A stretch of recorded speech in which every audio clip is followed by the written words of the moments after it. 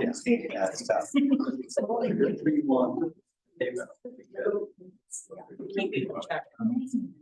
Well, someone's. I'm not. They should have one, yeah, so. You find that? I'm.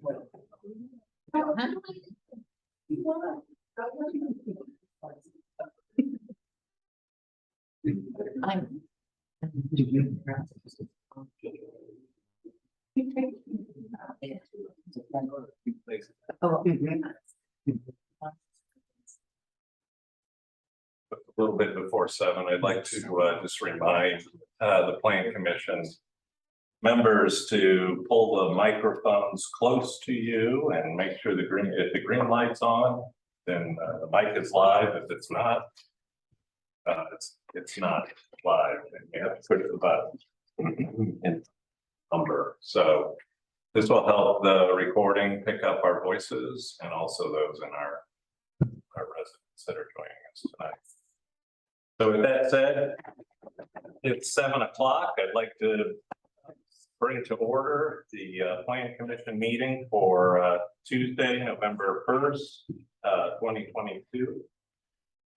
And I'll ask Robert to kick us off with a roll call. All right. Swander, here. Hannah, Here. McLean, Here. Shinko, Here. oh gosh, Hugo, I'll go here. all good, thank you.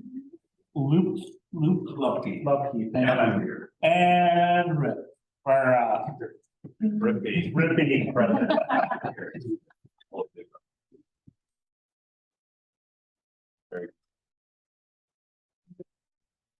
All right, so that brings us to our next item on the agenda, which is approved minutes for the August 2nd, 2022 meeting. Are there any questions or corrections to the August 2nd, 2022 meeting minutes? I have none. None. I move approval. Hearing none, I have a motion to approve the August 2nd minutes as written. George, and I'll second it. I have a motion and a second. All in favor, say aye. Aye. Any opposed? Any abstentions? Motion passes. August 2nd, 2022 meeting minutes are accepted as written. Brings us to our next line on the agenda, which is budget items. There are none tonight, so we'll move then into item number 5, which is applications, petitions, and or hearings. We have one this evening. It is 2022-02 application for a minor subdivision at 57 and 59 West Clear Lake Drive. By Tony Garrett and Chris Lakeoff. I assume I pronounced that correctly. Just real quick, I'll remind the Planning Commission of the process.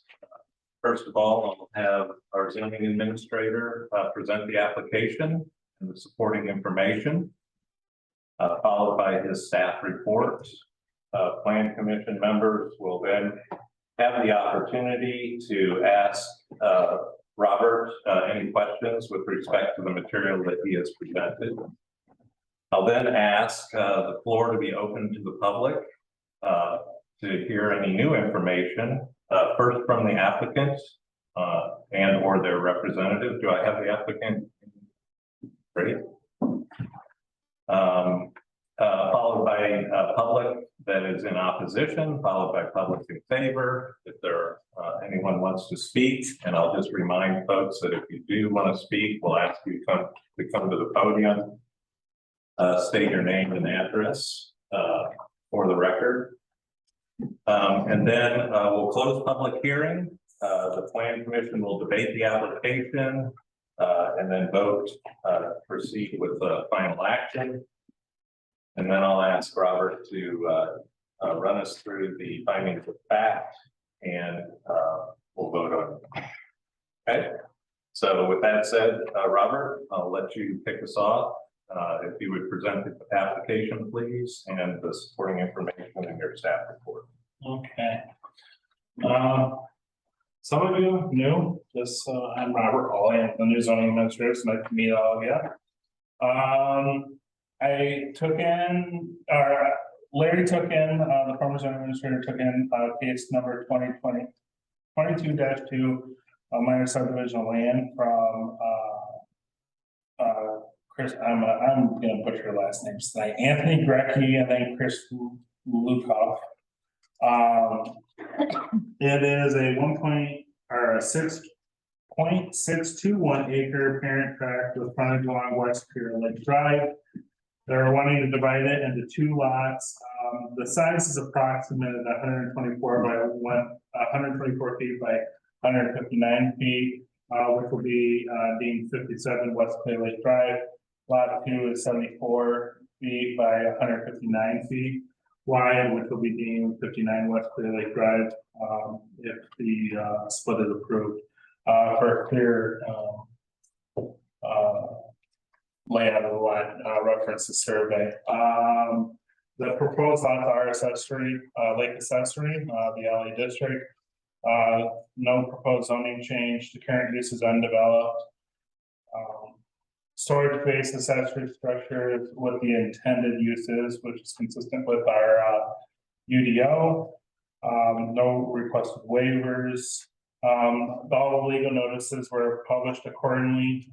There were 7 adjacent owners that were sent certified mailings and 8 interested property owners that were sent courtesy mailings. And the UDO applicability is 914 minor subdivisions.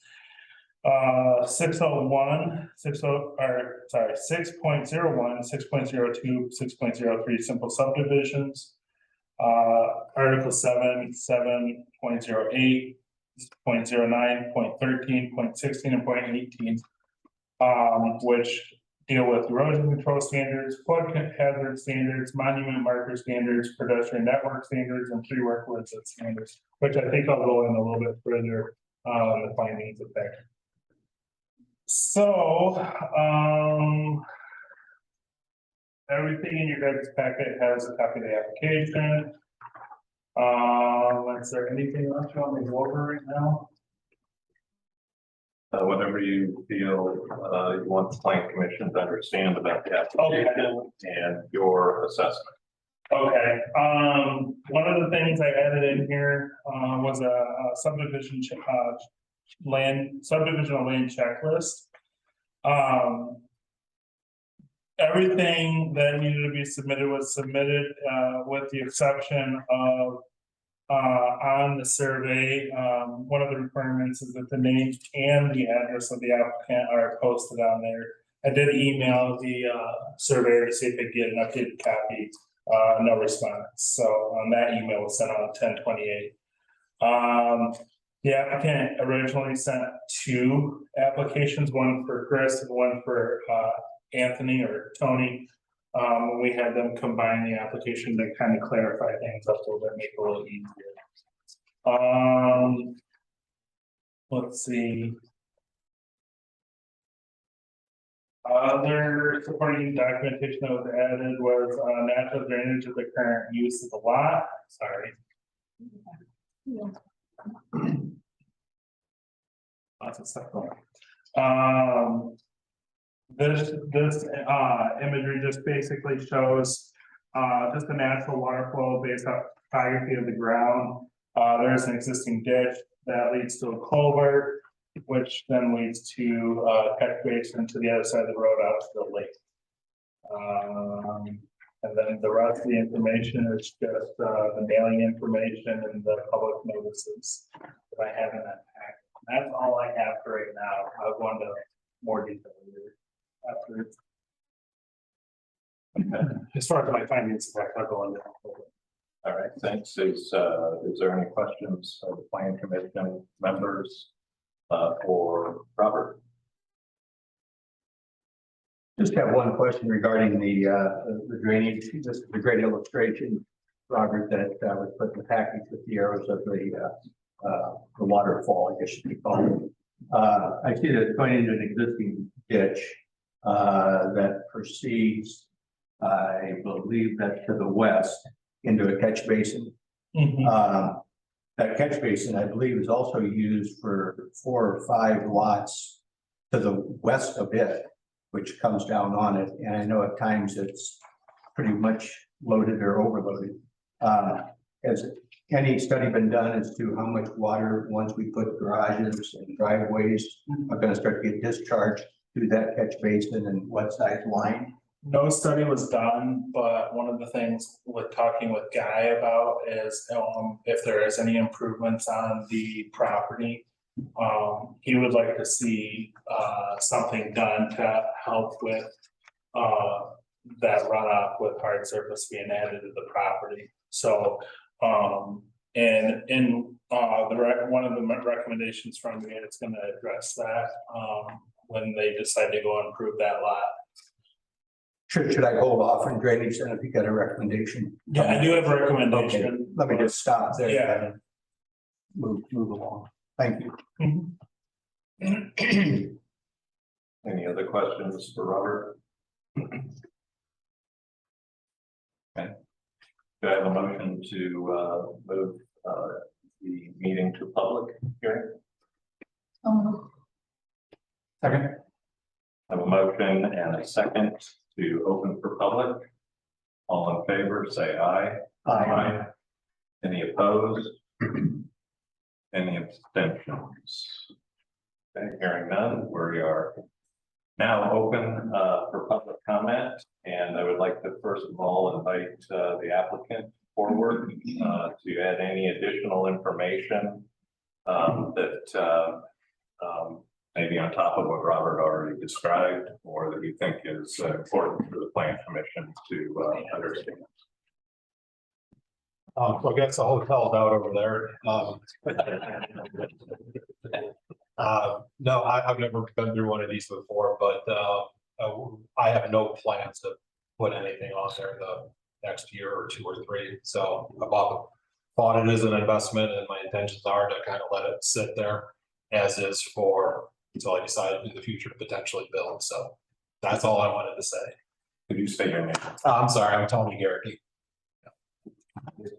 All right, thank you. Any questions for the plan commission for Tony? Yes. Yeah. Thank you very much. When I look at the Steuben County GIS, this is already subdivided. And it's 2 lots. Yeah. Are we changing the lot dimensions? Yeah. One of the lots, the one to the left, the L-shaped lot. Hang on, Jim, why don't we answer that question? I'm gonna let Mike actually answer that question. Okay. Because he's been doing some work on it. Yeah, so there's, it's probably just a function of the county recorder will typically, their legal standard for things is they'll look and see if something's in a recordable format, which means it meets basically the size of the documents that they can record, and as whether or not it's legible and it says who it's prepared by. They just have a checklist of things that they go through. Unfortunately, the one thing that they probably do not have on their checklist that they need to have is that under the state statutes 36.74710, in order for a plat or subdivision to be filed with the auditor and recorded, it can't be recorded unless it's granted secondary approval and signed and certified by the official designated in the subdivision control ordinance governing the area, which is the Clear Lake Town Council. So the current GIS record then kind of prematurely assume that this is done. Right.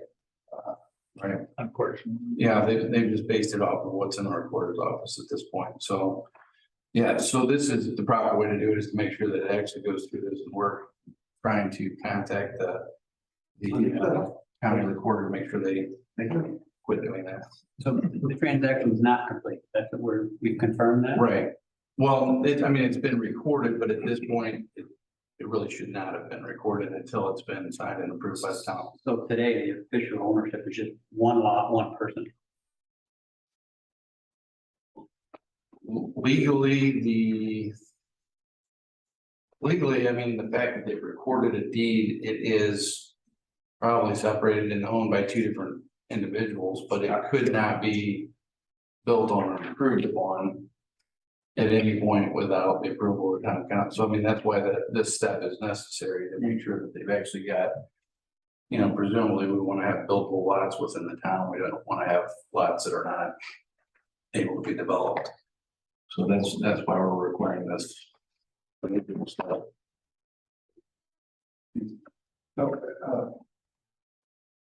if this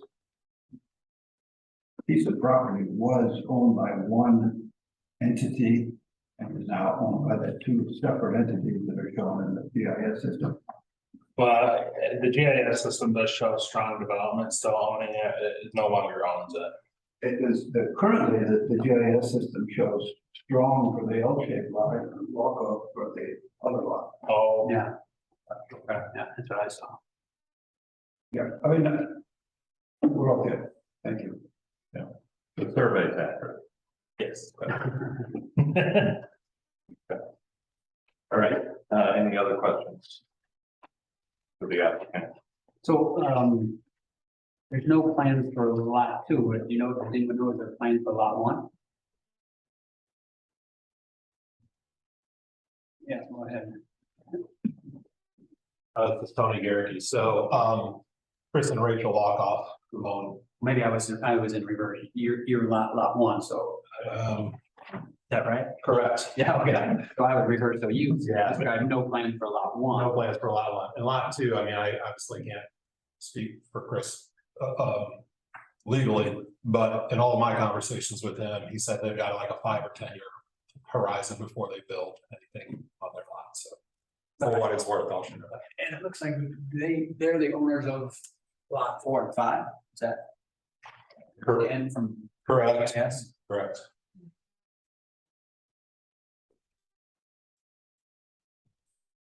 Other questions? Okay. Hearing none, I'd like to open it up for public comment in opposition. We'll begin with anybody that has opposition.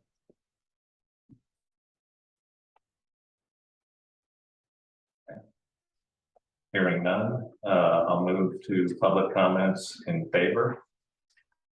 And I know, Robert, you also had some feedback forms. Yes. And they were all in favor. I have received 4 forms. There it is. 4 forms from residents. Most of them were within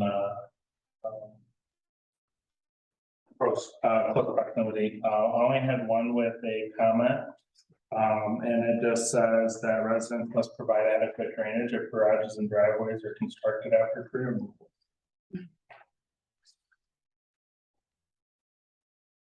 Any other comments from the public? Okay, hearing none, I'd entertain a motion to close the public hearing. So move. Second. I have a motion and a second to close the hearing to the public. All in favor, say aye. Aye. Any opposed? Any abstentions? I have a motion to close the hearing to the public. All right, I would open it up to further discussion amongst the Plan Commission members based on the information that we just heard from the public. Any additional discussion necessary? Okay, hearing none. Do I have a motion to proceed to final action? Second. I have a motion and a second to proceed to final action. All in favor, say aye. Aye. Any opposed? Any abstentions? Motion passed, and we are now moving into final action. And for this phase, I would ask Robert to read each of the 4 findings of fact and perform a roll call vote, please, after each question.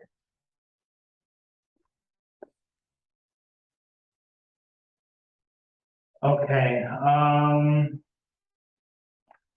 after each question, we do a roll call vote. Please. Okay. The subdivision of land with the sanitary comprehensive plan. Oh, wait. They're not doing it right.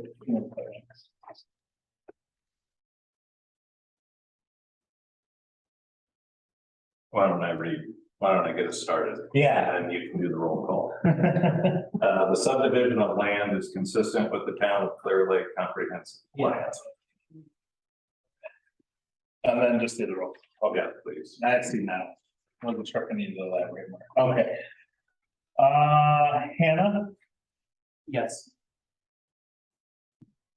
McLean, Yes. Hinkle, Yes. Hoggle, right? Luke, Lucky.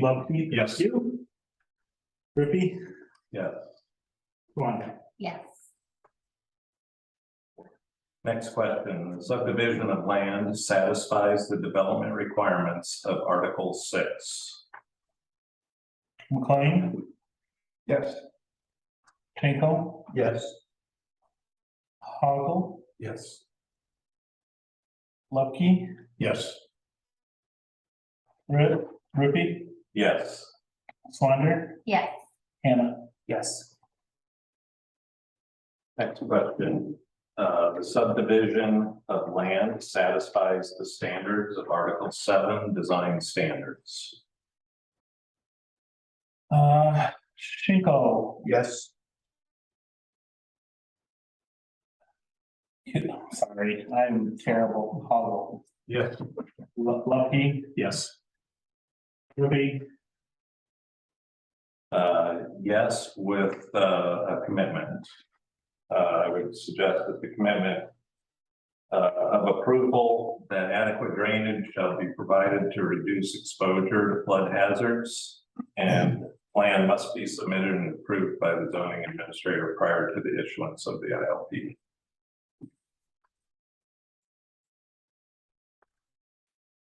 I can send you that language later. Just for administrative purposes, how does that work? That's a good point. That's a big point that you were getting ready to bring up as well. So administratively, we have to vote on that addition. Yes, we would. So my vote of yes is contingent on that commitment. Unless you disagree. Yeah, no, I'm in I want concurrence. to So change. so we don't need to revote. We just can applaud your your addition, huh? Yeah. All right. Swander, Yes. Hannah, Yes. McLean. Yes. Okay, next, finding of fact is the subdivision of land satisfies any other applicable provisions of the Unified Development Ordinance. Hugo, Yes. Lucky, Yes. Rippy, Yes, with commitment to add addresses to survey.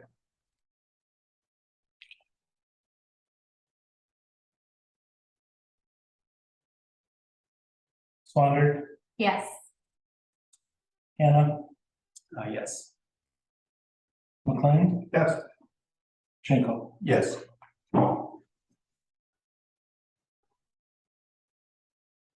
Okay, so all findings of facts received an affirmation, and therefore the final action is approved with the stated commitments. Congratulations. Am I allowed to ask a question? At the end of the meeting.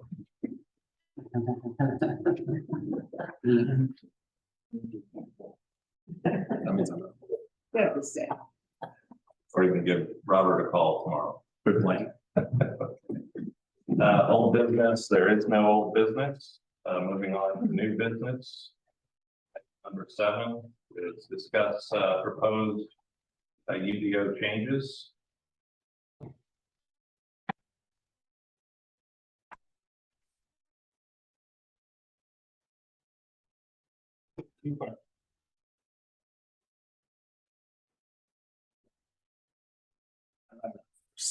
Right, I wanted to just, first of all, take a moment, to review, the change process, knowing that, back in November of, 2020, we went through, over the next year, went through an effort to, investigate, and put in improvements into the change process. The flow chart that resulted from that work is in front of the Plan Commission. You'll notice that it's a multi-step process. Initially starting with the a sponsor recommending a change. We are on steps 3 and 4, which is purely an internal Plan Commission discussion. So there will be no public discussion on these particular changes, and that's by design. The public discussion happens following this evening, should the Plan Commission decide to continue forward with the change through the remaining steps of the process.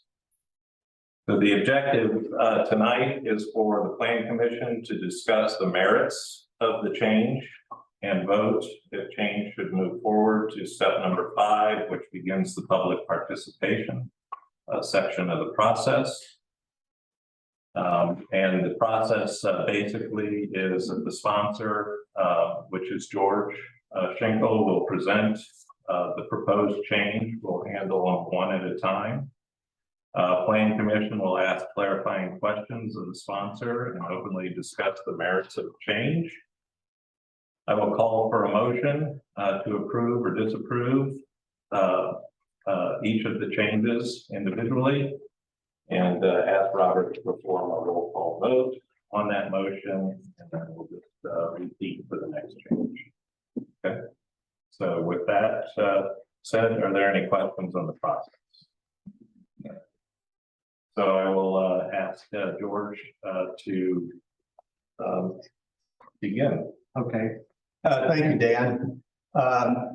This proposed change, UDO change log number 2022-01. I was asked to sponsor it by a group of individuals after changes were made to the UDO regarding square footage of buildings.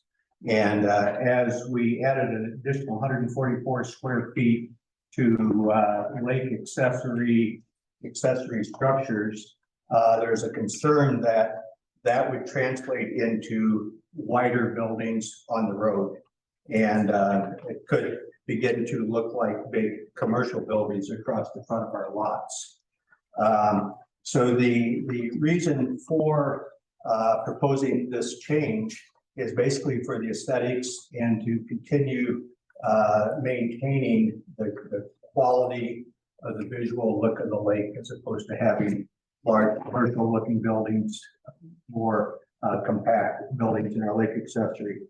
The requested change is to add to our maximum structure width to limit it to 40 feet for the primary and accessory structure. In addition to the aesthetics, we also are concerned about water runoff. As you have wider buildings on the lots, it can generate wider driveways with more concrete runoff through the roads. So that would be another problem if we don't limit the width of the structure. And additionally, we will have with a narrower garage, narrower being 40 feet, we'd have more green space on the roadway. So that's the request is to limit our accessory structures to 40 feet in width. As everybody knows, we have the BZA, we have a variance process. So if you have a special piece of property that would allow the larger building, not looking commercial, you could go that route. But most of our lots would certainly easily accommodate a 40-foot garage. We just passed a subdivision. And I believe the two lots at the road of that subdivision are 73 feet wide. That could allow a 57-foot wide garage on those lots within the required setbacks. So, you know, we do have big lots along the lot of West Clear Lake.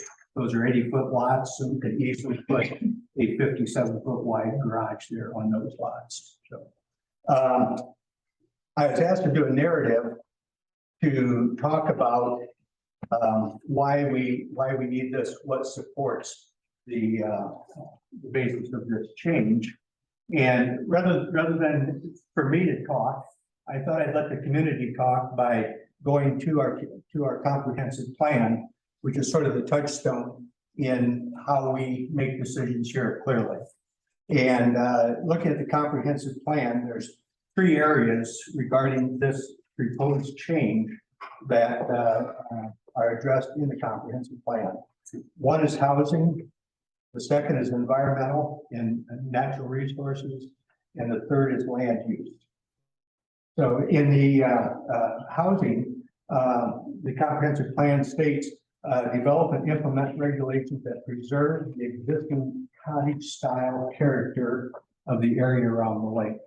So as we go over 40 feet in garages, all of a sudden, like I said, it began to look a little commercial. Could. It also, the comprehensive plan objective 2.1.3 encourage homeowners and builders to utilize professional architectural services and landscape design to develop and maintain appropriate aesthetics. Again, size translates into aesthetics.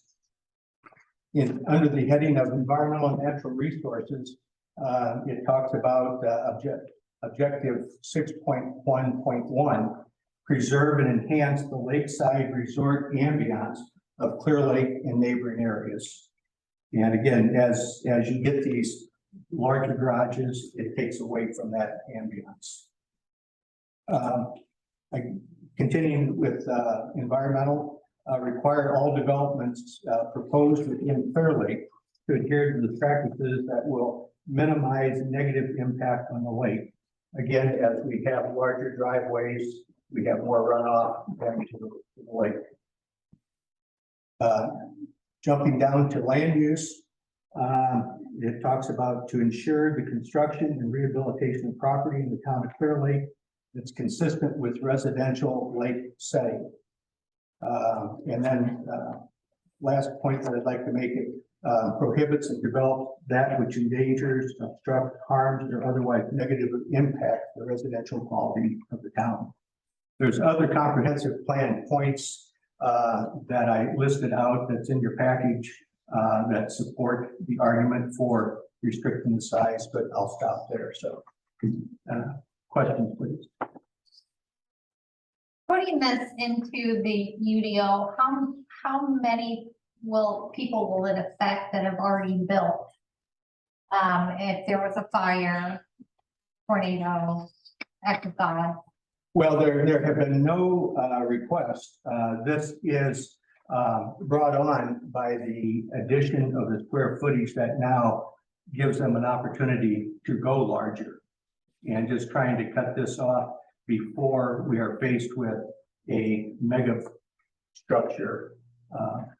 Like I said, we just passed 2 that we zoned here or subdivided tonight that could put a 57-foot wide garage in the properties.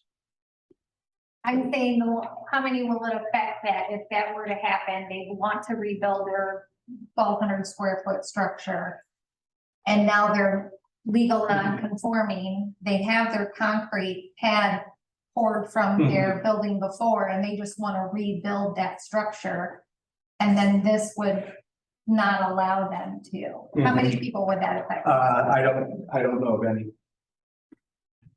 I think it's the opposite. In my case, you know, I'm on an 80-foot lot. My garage is 40 feet wide, and if it were to burn down, I could conceivably go out 57 feet and a little narrower than what I have. So you don't know of any, or I don't know of you any. didn't actually assess it. I did not assess it.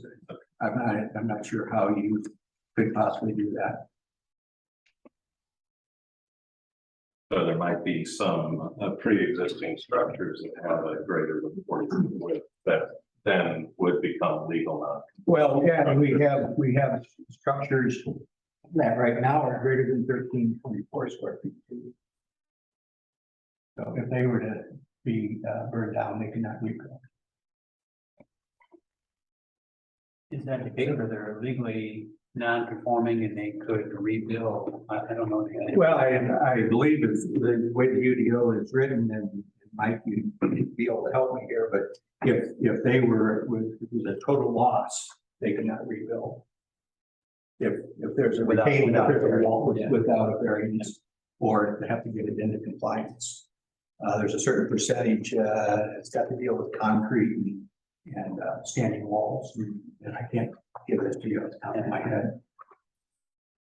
Yeah, I think shy of total loss, legal non-conforming disqualifies you from any additional variance request.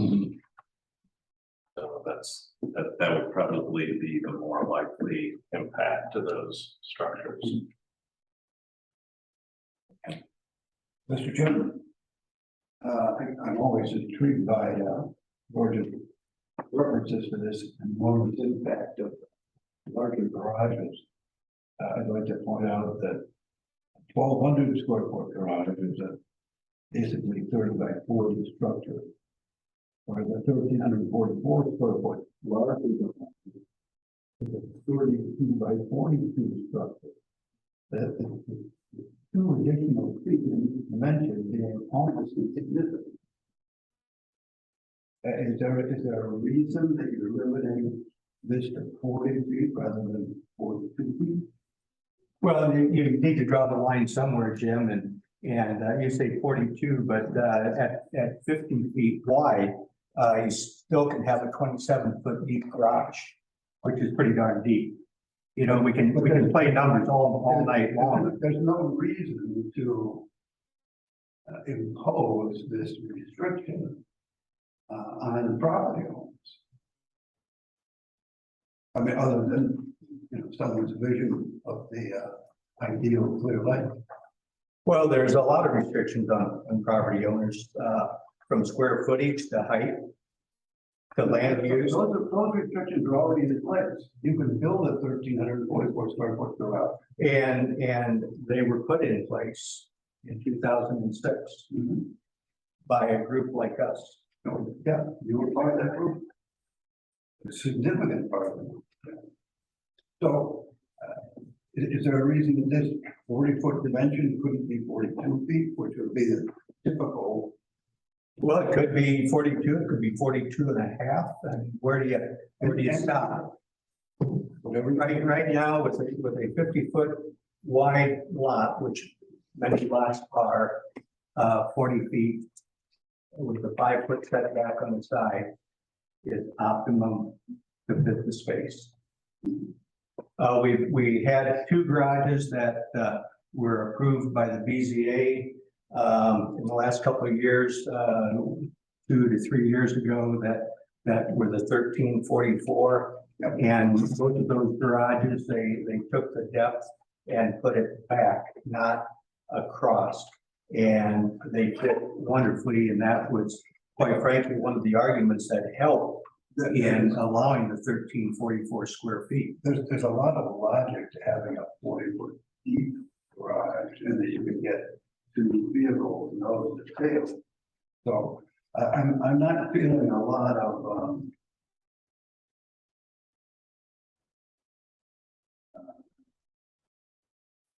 desire to limit this any further than the existing ordinance does.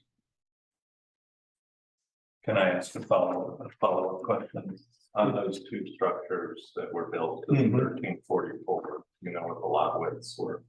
I believe one was 50 and the other, maybe a little wider than that. I got to do research on it. I can't tell you off the top of my head.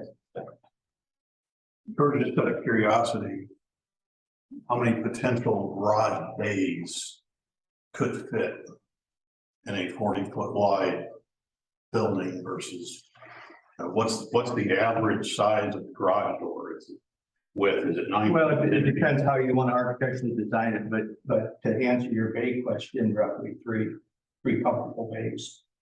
And you can configure it with 3 doors, you can configure it with one double door and a single door. There's a variety of configurations. At what point does it look like we have 4 or 5 stall garages? Do we know what that width is? Well, right now, if you go with 4 doors, and I didn't bring illustrations of those with me, I'm sorry that I didn't. It begins to look industrial, commercial, like a car shop, a tire shop, when you get 4 doors going across. And those garages are 52 feet, I believe.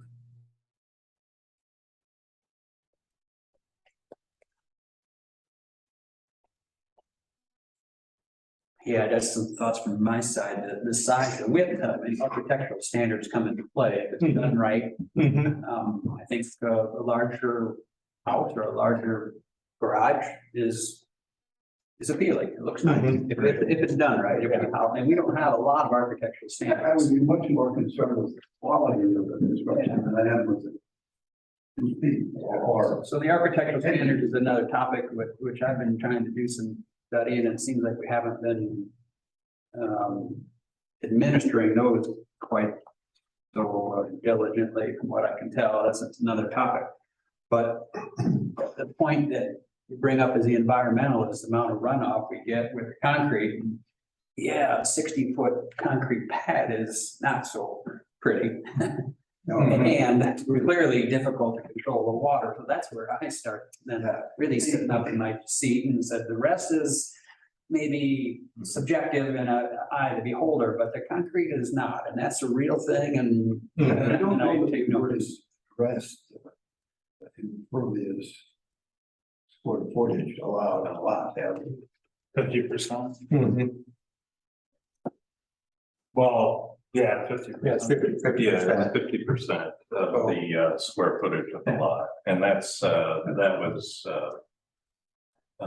that's a design criteria for the strict purposes of water absorption. Which, remember, 35%, sorry, like the garage square footage would account for part of that 50%. So that takes away from how much concrete they'd be able to install as well. Yeah, that's true. again, you know, why would we want to limit a landowner's rights to develop his property to the extent allowed by the EDO? Just try to maintain the quality of the lake, the aesthetics of the lake. Understand? Do you believe that we have architectural standards in place to control commercial type? No, I don't, you know, the architectural standards are pretty straightforward, there's roof design and foundation, which again, I'm not sure has been adhered to. But not much other than that. You're not saying it hasn't been adhered to, you just don't know. I got some questions that we'll address later, but another offline or what have you, but it just from my take, no. I mean, for example, you need 4 planes in a roof, and there's plenty of fairly new garages that are just 2 planes. I mean, they're, pardon the expression, they're just sheds, and they're new. And I don't know how that happened. So you believe that the architectural standards that are in place within the UDO will not, that do not adequately address or George's point about commercial looking buildings? Yeah, there's no constraints, so they could be very commercial because it allows them to be. So yeah, we could easily get a 60-foot building and it'd be a 4 walls and 2 plane garage. Well, no, I don't think it can be, but it appears that it has been the case recently. Those are again not so attractive. Subjectively. Okay, yeah, I would caution that you're not speaking from fact, but observation. Yeah. About the timing of when the buildings were put in place on I don't want your assertion to be taken as fact. Yeah, well, I'm pretty confident, but Well, I could take a picture and say that house was built in the last 12 months, or that garage was built in the last 12 months, and it's. And it doesn't, and It's a it's not two-plane roof. compliant to the St. Ludios. Right. Okay, that's of interest. Mhm. Okay, yeah. So that doesn't necessarily mean that, I'm not saying that that's correct, that's an error. Possibly, Okay, unless there was a variance, and how it occurred, I don't know, but just okay. seems to be the case. Are there other questions? This is not a question, just a comment. In terms of, you look at the comprehensive plan and it says the town of Clear Lake is working to develop and implement regulations that preserve the existing cottage style character of the areas around the lake. I just don't think that that is a factual statement anymore. So, you know, it may be that would have to be addressed along the line. I mean, it's just. Especially when you're building 5 and 6 bedroom, 4 or 5 bathroom houses on the lakeside. Yeah. You know, why are we obsessing about the lake accessory side? You know, increasing the density of the lake. Yeah, I just want to caution you about just stating opinions and feelings at this point in the conversation. But it's duly noted. Jim, do you have anything, any questions you'd like to ask? Well, I guess as I thought through it, I would hate to limit the width of the garage, but I think as, you know, there are some circumstances where if it's a narrow lot, it's a short, wide lot, there may be a circumstance, but we do have the square footage. And I think what I would not want to see is one that's got 4 or 5 garage doors, which all of a sudden takes the aesthetic look of what we're trying to accomplish. You know, if you want to park, you've got a 3-stall or 3-bay garage, you can have a workshop and other things. I think those are key components to the desire maybe to make it wider and utilized a lot. But then again, I think if you only have 3 bays, you have a smaller footprint for concrete versus having concrete across the entire width. And I think that may be, you know, if we want to talk about the runoff, and again, I think it really goes back to the design standards as to number one, aesthetically looking at the runoff, what's some of the utilization and the use of it, and how do you accommodate some people that have wide garages, but you try to avoid unintended consequences, if you will, as we've experienced or we potentially experienced previously. So that's really my comment on it is, you know, some people may require or need the wider. But again, if we're worried about the concrete, that could be limited to a smaller area. But we still have that, what, 1,344 square feet, which does play into the design of the garage. I think I also agree with Bill, looking at it, we want to make sure it's aesthetically pleasing as well, or at least it's conforming to the standards, architectural design standards that it needs to.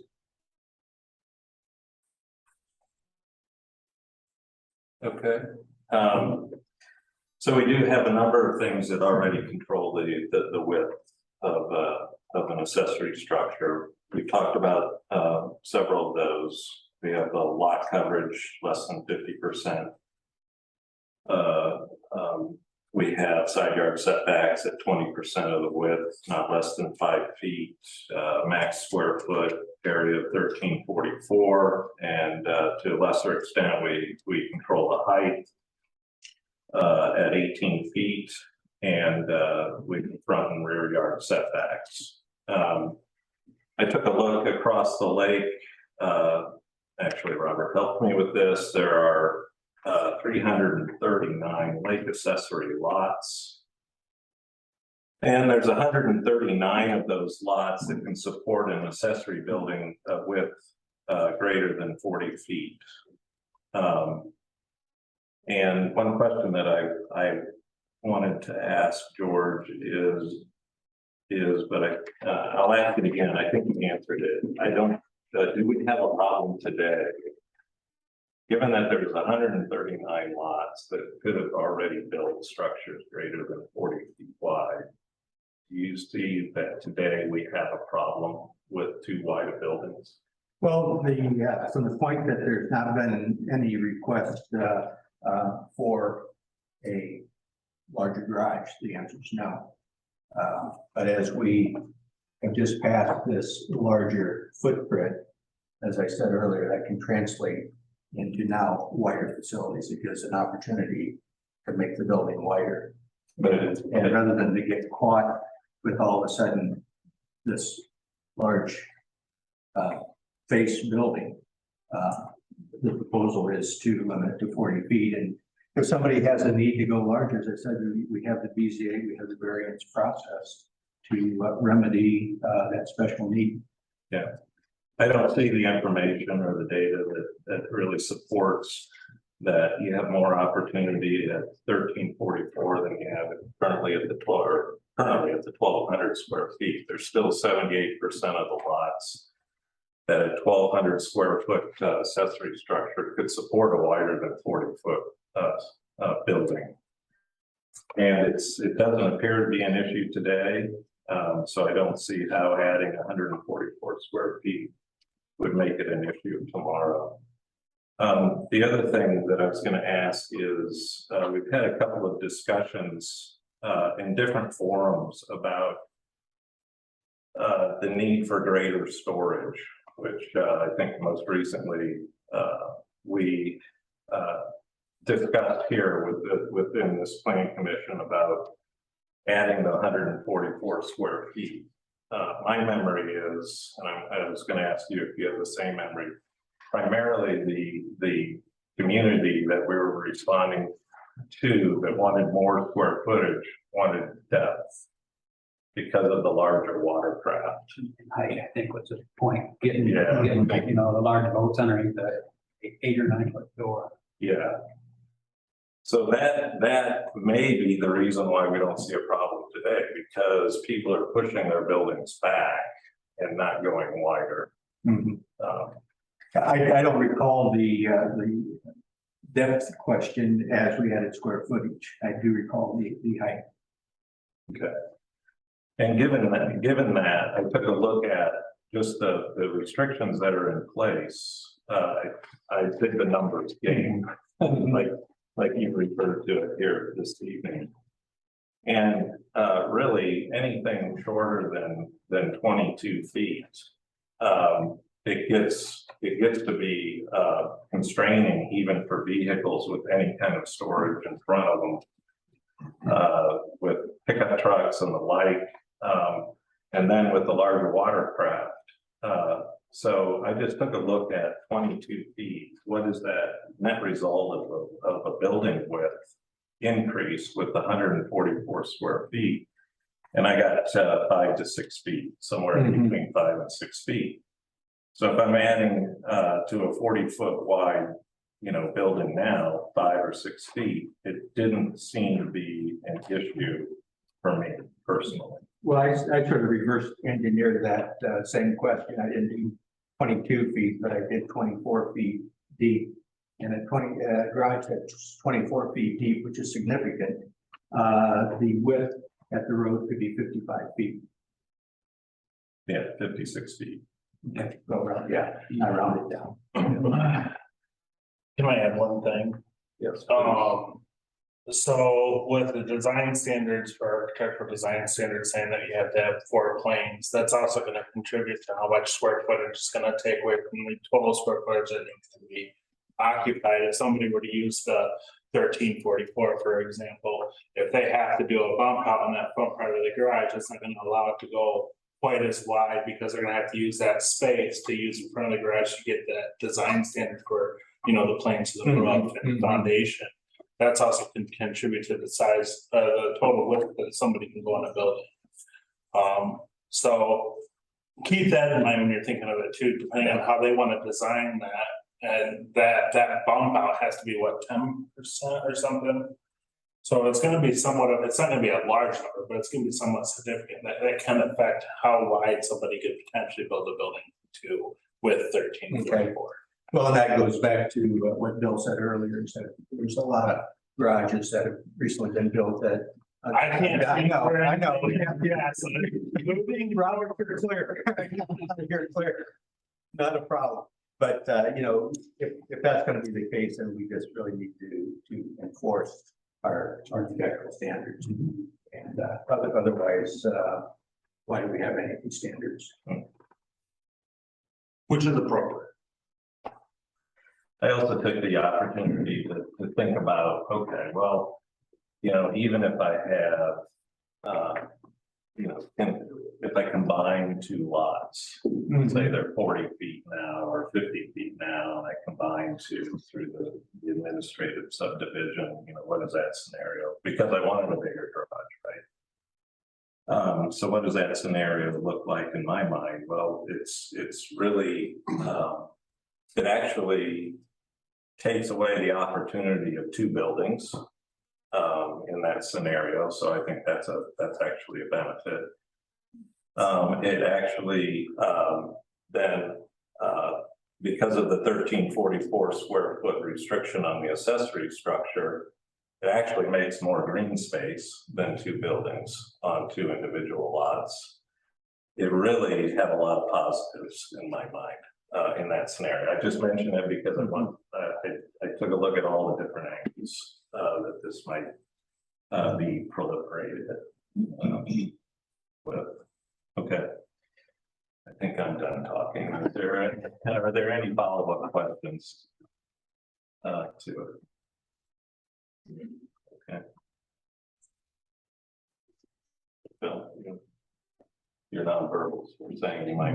Yeah, well, I'm still debating in my mind, but on that concrete pad, is there maybe, you know, you make a good point here.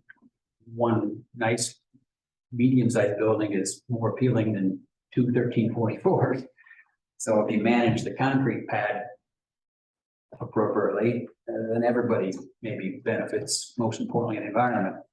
So is there something down the line as we continue our process that we need to think on that one a little bit to manage that? Yeah, I think, Bill, I think you make a good point, because even though the accessory structure is limited, if you do an administrative subdivision, could potentially expand the size of the concrete. So you could have a much bigger pad, because your pad can be up to 50% of the total square footage of the lot. So now you might have a small building, but if we're concerned about runoff and green space, you could have additional parking, you get it all concrete, to put a tennis court in, some other accessory, if you will, but. Or somebody's gonna say, I'm just gonna park my boat there in the winter. I'm not around, I don't care what it looks like, you know, I'm being facetious here, but. That happens a lot. But I think that might be a consideration, is that, you know, if we're worried about the green space and the runoff, and we still have that issue, and aesthetically, again, you know, that could be a concern. Yeah, so, you know, just to address specifically the stormwater runoff management, we have requirements already in the UDO that I know the zoning office is very sensitive to make sure that any project is evaluated to ensure that they can manage the stormwater runoff within the lot itself.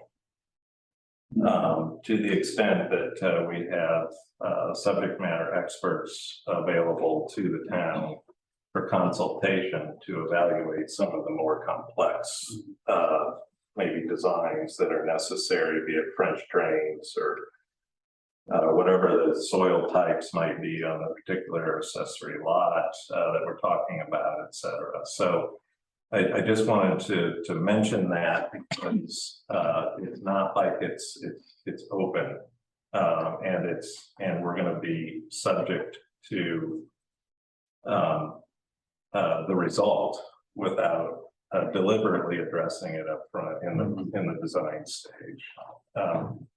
Does that mean we're perfect? No. Does that mean we will be perfect even with experts? No. But we're making significant strides to improve our assessment and management of stormwater. I think some of the best civil engineering minds have been fooled here in the last few years with environmental changes, so, you know. Yeah, there's Pretty hard. rain events. of We got issues on this lake now where we did it 5 years ago and everybody's looking in different directions to figure out who did what wrong. Yeah. The environmental conditions have changed, so it's really hard to manage that one. There are significant rain events. Okay. Trees are there and the grass is there, and that's probably the most effective thing that we have. Yes, it is. And when you start monkeying with those, you go. George, any, well, let me go to you last. Okay. You have the last word. So Jim, anything?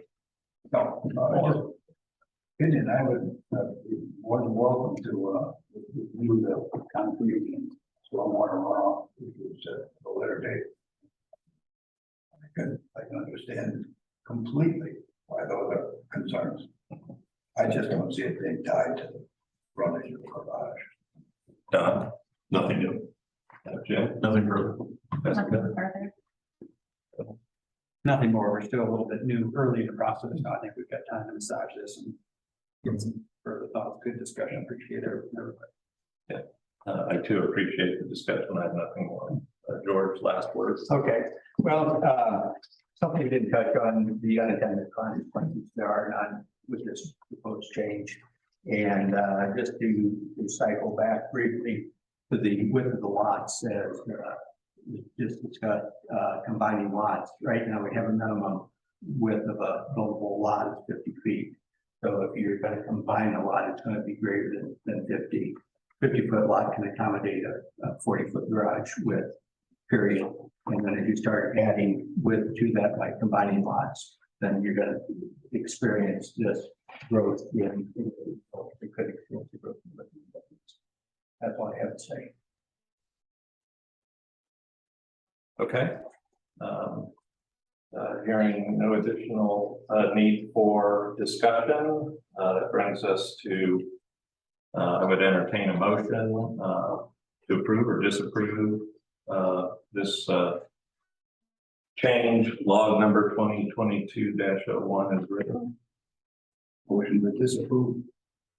Okay, I have a motion to disapprove log number 2022-01. Do I have a second? Second, I have a motion and a second. All in favor? right, Wait, hang on, I said we do a roll call. So, Robert, All right. Klein, I'm in favor of the motion to disapprove. Hinkle, Against the motion? Vogel, I'm in favor. Lucky, I'm in favor, given the circumstances of the additional water study. Griffey, I'm not sure we can, I'm sorry, but we can't do that, correct? We can't put a caveat to our no, yes or no, correct? So I'm yes. I'm a yes. Sonder, yes, Hannah. Yes.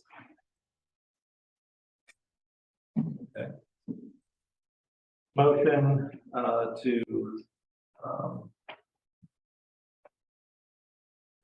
disapprove change log number 2022-01 as written is passes. And so we will move on to the next change, log number 2022-02.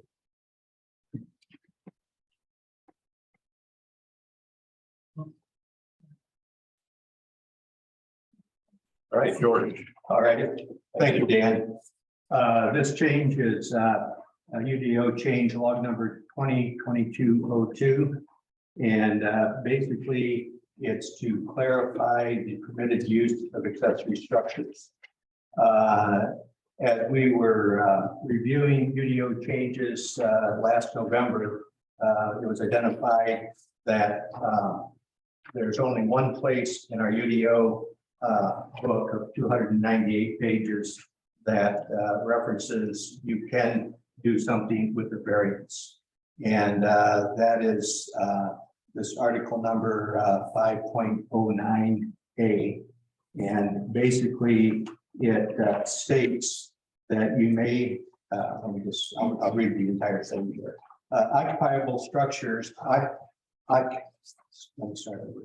Occupiable structures, occupiable accessory structures may include a garage converted to an art studio, woodworking shop, guest quarters, or a recreation room. Residential units, studio apartments, businesses, and the like shall not be permitted as occupiable structures. Occupiable accessory structures may have a full bathroom and or utility sink if the owner is granted a variance allowing on-site sewer and interior water, but under no circumstances shall a kitchen be permitted. So if we take a step back and go to the Lake Accessory District guidelines, which is page 2-17, article 2.16 Lake Accessory Development Standards, sanitary sewer not permitted, water utilities permitted for outdoor hydrants and spigots.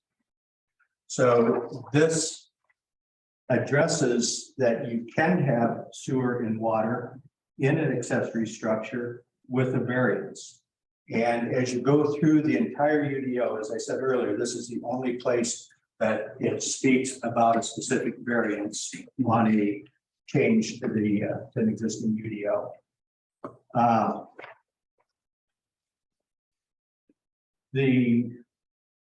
The narrative again goes back to the comprehensive plan.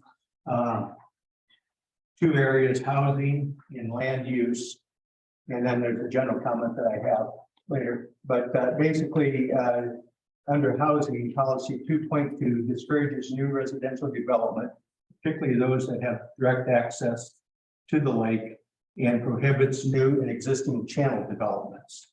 Eliminates new second and third tier access to Clear Lake.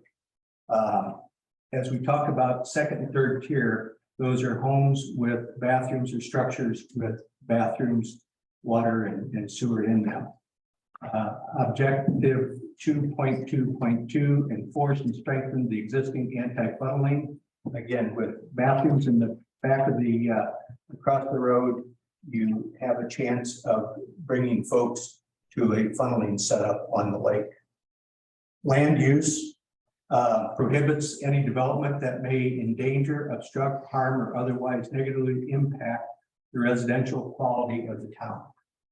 Objective 7.4.1, preserve and enhance the residential quality of the town. The land use classification in 2013's updated Clear Lake Comprehensive Plan, page 50.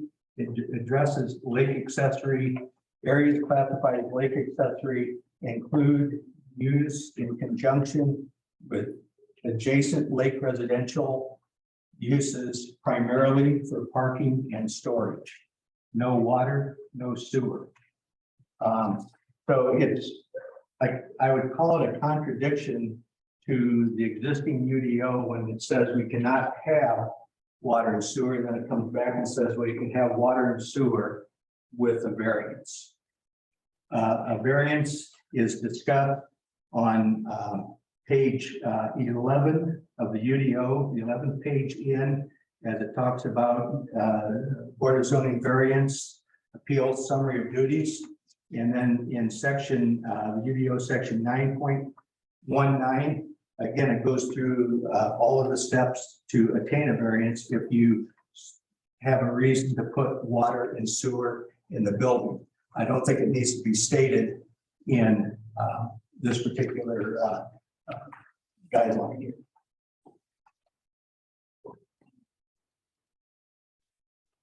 Questions?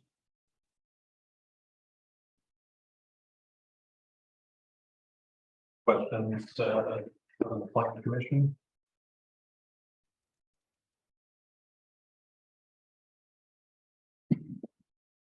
All right, I have a few, George. Yes. And maybe, so I'll give the others a chance to think about it.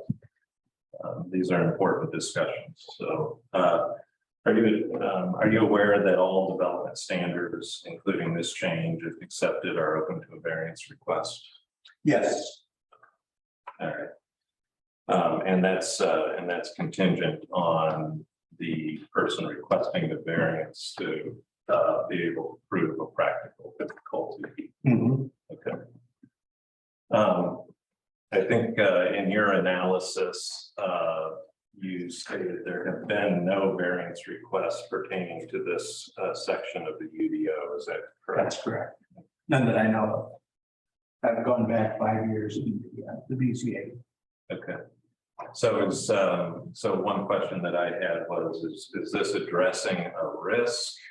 Since there've been no variance requests, there's been nothing constructed recently with sewer and water in these accessory structures. Is this a perceived risk?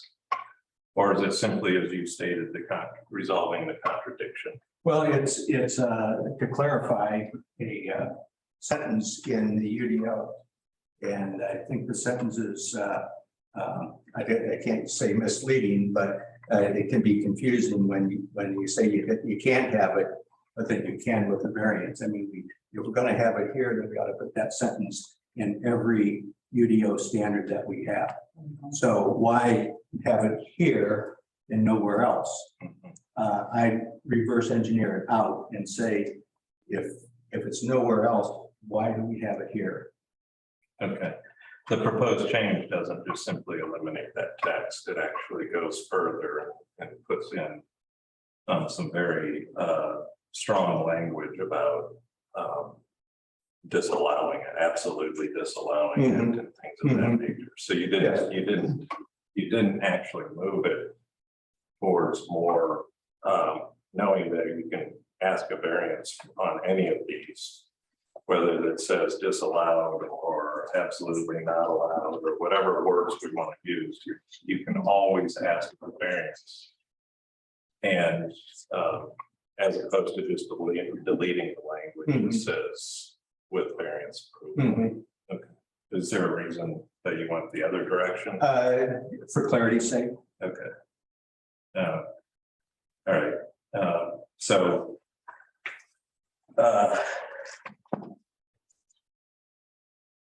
given that you can ask for a variance on any of the development requirements, whether the language stays as is or whether the language is approved to be changed eventually to what you're proposing or even something else, isn't the same mitigation?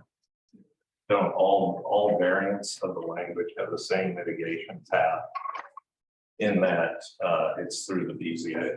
That's correct. But it begs the question, why stated here and nowhere else? Do you think that there might be an unintended consequence if we state as directly as you have the opposition to any water and sewer in the accessory structure is an unintended consequence that folks who don't have the luxury of maybe say professional assistants, attorneys, the like, that they may not recognize their rights to a variance? I don't believe so. I think if they're here at the lake, if they want to build, they're familiar enough with our UDO to understand early in it on page 1-11, it begins discussing the BZA, and back on 9.19, I believe it is, walks you through step by step that, pardon me, Mike, without an attorney, you could probably figure out how to file the variance, and with Robert's assistance, the variance could easily be filed. I did take a look back in the records for UDO changes, and I noted that in 2011 that occupiable accessory structures was actually added, and I believe that at that time you were a board member who signed and passed that. Would this change effectively eliminate occupiable accessory structures? Yes. And so my question is, then to that, what were the considerations for adding occupiable accessory structures that may or may not be relevant today? That's a good question that I can't answer. I don't recall back then.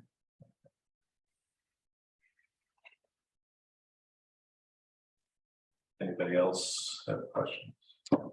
Just in terms of, and I'm a little concerned also about the definite language of eliminating different kinds of things. I mean, for instance, an art studio,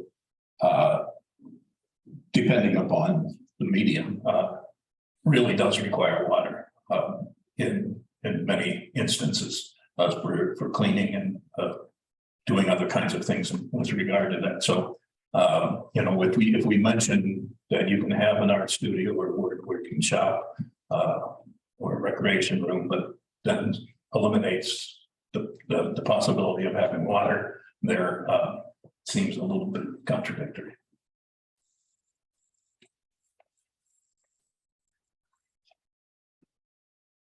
Just let me know when it's time to make opinions. Okay, no questions then right now. No. Okay, Jim. I noticed the word guest quarters were eliminated. And I'm wondering if that isn't, you know, I don't know when that was added, but I think as we've learned over the last couple of years, that's really sparked some controversy over what guest quarters means. And I think that that causes some we're saying guest quarters, then we have residential, studio apartments, businesses shall not be permitted as an occupiable structure. That's the original. So I think there's a discrepancy between those. And do we truly want to eliminate guest quarters? Or is it, do we have to redefine that and maybe look a little bit further? I think I also agree that you know, if we eliminate what it says that it can be used for a variance, I mean, we would have to go through and say, well, you can't do this, but with a variance, you can do X, Y, and Z. I think that just kind of opens up. The language may be a little bit more restrictive than potentially what it should be, but I think from a clarity standpoint, we need to identify what can be done or what it's limited to rather than what other things cannot be done or can be done later on. Thanks. Jessica, comments? I would also Questions? probably follow up on what, a point that you had made, Dan, that there are a lot of residents and we get calls every day who can't find what they're looking for on the UDO, who need help understanding it. I do think with that wording in there, that it does in a way trick them to think that they would not be able to apply for something.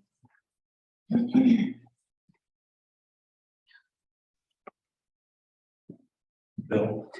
Yeah, is this the only place that we talk about accessory, this is occupiable accessory building or structure? I couldn't find it anywhere. And there is no yes. definition. Well, there's a, in the definitions, let me see here.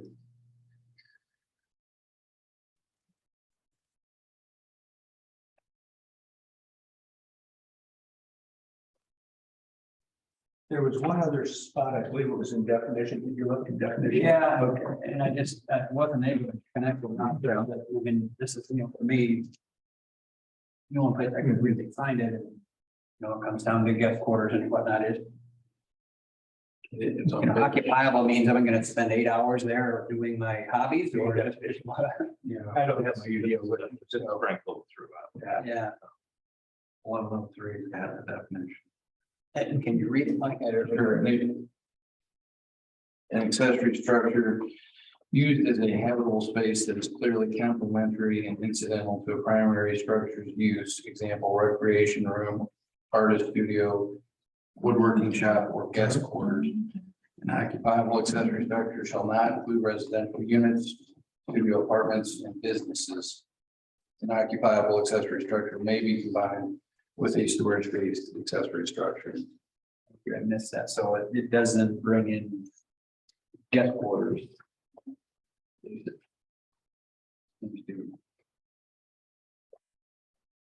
Trigger the concept.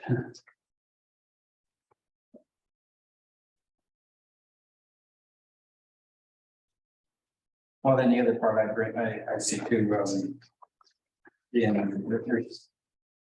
at least 2 areas now that describe not allowing sewer or water in 2.16. Yeah. And also in 5.04 that 8-point-H. Again, sewer water service not provided to accessory structure. So we have at least 2 that I could find in addition to 5.09, which is what we're talking about. So to me, I think we've got enough constraints in 2 places and may not be necessary here. But the whole definition around accessory structures and guest quarters and the like start to draw questions. I can see myself still in the learning mode on that. How we tighten that up, because it's a point that sparked the controversy. It was pointed out.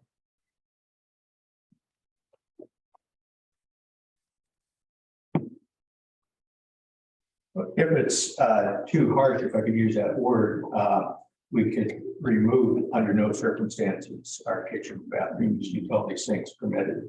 Strike that sentence out. Exterior water hydrants is permitted, but may not address into the accessory structure, which is the way it's written today.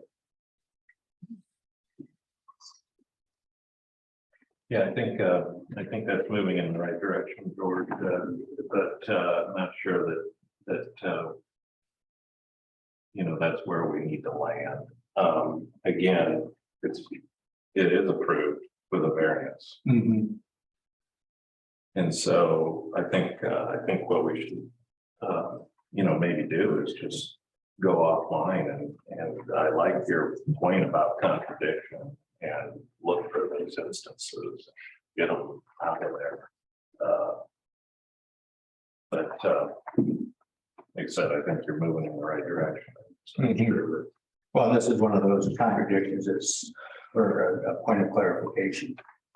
Yeah, I think that's written.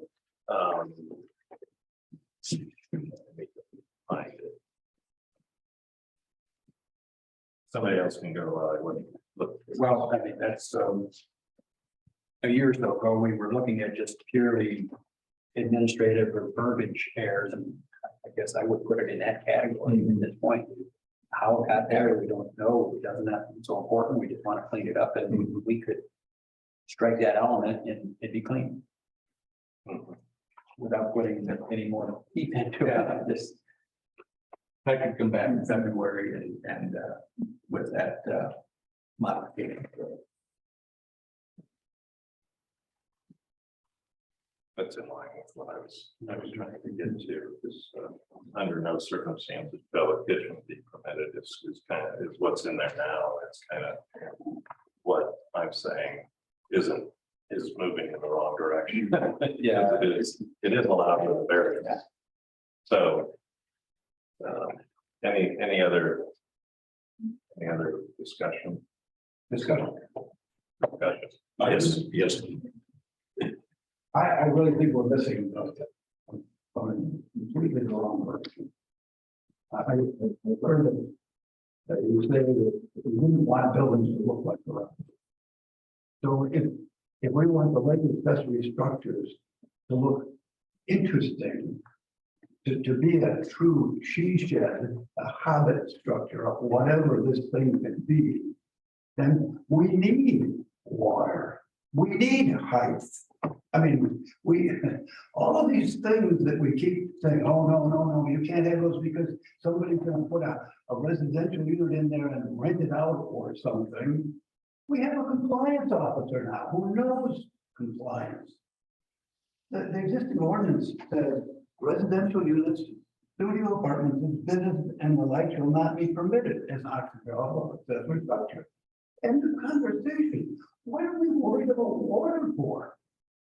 I mean, in a pottery shed, don't you need water? In a workshop, don't you need water? I really don't understand this agenda of saying on the one hand, we don't want it to look like a garage, and then making it unable to be used for almost anything else. I think one of the things that I'd be concerned with, and I know we talked about this previously, I don't disagree with you. How do we enforce it? I mean, but what means does he have to enforce it? So if it were to happen and it went through, what was our recourse? How do we rectify that? That's my question. That I don't know. That is an excellent question. It's something that the town of Clear Lake has been afraid of or avoiding for generations. And it's not necessary. My limited experience prior to this was in the western suburbs of Chicago. We were union electrical contractors. And I can tell you that there were fire department inspectors and building department inspectors walking through private residences and commercial property all the time. That is an excellent question. It needs to be addressed. Well, Tonight is not the night to do that. Right. I'm just saying, I think that's part of, Exactly. I think that's part of our angst is we try to put these in because we may not have. Fortunately, at least Robert had some experience in there. Unfortunately, you can't just walk in anybody's home, that's trespassing. So I'm not gonna be coming in anybody's home if I get a complaint, not without an administrative warrant, but. I know when it comes down to experience and what I've done over the last few years is. If there is a zoning violation, you gotta follow the process of, noticing them, putting them through, the steps that goes forward to see if you can get voluntary compliance, so you can follow up on the complaint. If they don't want to give voluntary compliance, that's where me and Mike get involved and we have to take them to court because. If we have some reason to believe that they're acting outside of the realms of the ordinance, we have the right to know that. And there are processes in place. It takes time, but there is recourse for it if we have to go that way. It just takes time, unfortunately. It's not as easy as seeing something in somebody's yard and saying, hey, go clean that up, and you can snap a picture of it when someone's doing stuff behind closed doors. It is a pain in the butt, and 8 years of doing this, it never got any easier, but I mean. It's no different if somebody wanted to right now go put it and start renting out, an upper part of their accessory building that they've already established. We get the complaint, we follow through with it. It's not like they're gonna clean that stuff out right away. And if I'm asking to get in within a week, I'll tell you, in 7 years, I've never had anyone tell me no. So usually I can get in without too much issue. And then if they do tell me no, well, that's a pretty good indication of what's going on. And then we'll just move it to the next step. Okay. So, if we would like to talk about an anti-renting ordinance, if you've effectively got that under this, saying that you can't rent your accessory buildings under this thing. You can't go and say anti-renting because the state actually has laws against stuff like that. Yeah, So. I want to caution that that's. I would love to explore these areas. That's a completely separate subject. Let's stay on tact here. Please. So that's what I got to say to that. All right, thanks. Any other discussion? Or we? All right. Hearing none, I would entertain a motion to approve or disapprove. Moving change number 2022-02 to step number 5. And just a numerical question. My records indicate that this is 01, and the previous one was 02. That's what I had it as as well. You did? I did, so I don't know if when I sent you original copies, if you guys had original copies or something. And then when I went and did it, I got them mixed up. So since for record keeping, everything, I changed it on my step to 02, and now I'll change everything to reflect that as such. It's been. So the 02, the one in front of us. The one in front of us was actually 01 originally. And are you going back? That's what I had it marked down as on my stuff. So, yeah, He'll change it based on how. I'll change it based on how we were voting in the conversation. So I'll flip up the numbers around and update it accordingly. So would you like me to is the motion for the -02 or a -01? how you Robert. put it. the motions for 22-02. So then that way, when I change the numbers, it'll reflect accordingly. Okay, so do I have a motion? I would move we table it until the February meeting where we can, George said he can clean up some of the language, et cetera. But I would move the table. Okay, I have a motion to table the decision on change log number 2022-02. I have a second. Second. I have a motion and a second to table discussion. Any further discussion on change log number 2022-02 until February? The February planning commission meeting. All in favor? Or I'm sorry, roll. I'm sorry. Can I do a roll call? Yes. McLean, No, I don't want to table. Tinkle, Yes. Humble. Yeah. Lucky, Yes.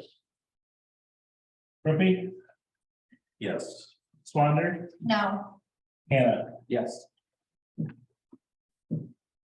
Okay, I have a motion approved to table change number 2022-02 to be revisited in the February February 2023 plan.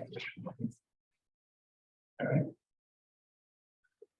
That finishes the new business for this evening. Number 8 is discussion.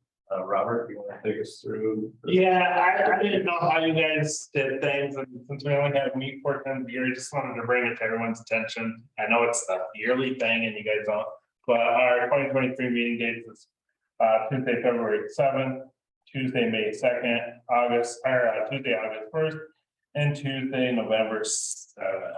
Hopefully that doesn't come on election. No, it's Tuesday. The first Monday. First Tuesday after the Sunday. Okay. So next year it'll be your. Election day is second. No, Well, he said. Yeah, no. Election day is the first Tuesday after the first Monday. Does that mean election day? no, I guess that is election day. Yeah, an election. Well, election next year is a presidential as well, so we have. November 7th is. So then, yeah, we're in trouble. Wow. Inform, So do we want to? sir. 24, not next. Yeah, year. I know. Yeah, I was like, I don't think I'm wrong. next year's moving there. But it's still a problem. It is an election day, Yeah. Yeah. Take a but it's not look at it. president Yeah, yet. do you want to do Monday? The 6th, Monday, the 6th. fine, good with that. Okay, That's good. Hey, there was good that came out of that. there was a lot of good. So, Robert, maybe just a point on that, maybe it's an today, I'm not sure if Paul's in your court. but can you use an Teams calendar to populate those? I can say about that, I'm sure we can. If we have a team calendar. Yeah. I think that was the intent, but I don't know. That in line with Robert's sort of tasks. that- I can do that, yeah, I can look at it.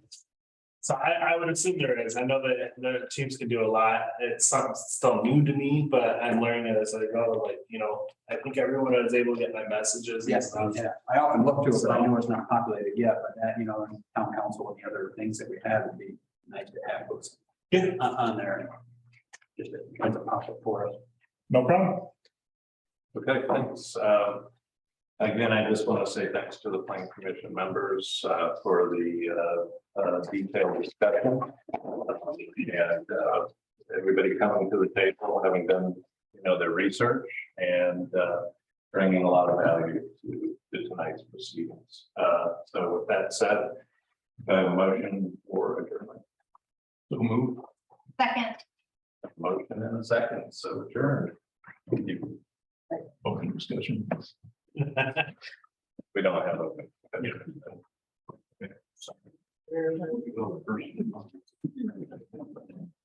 Okay.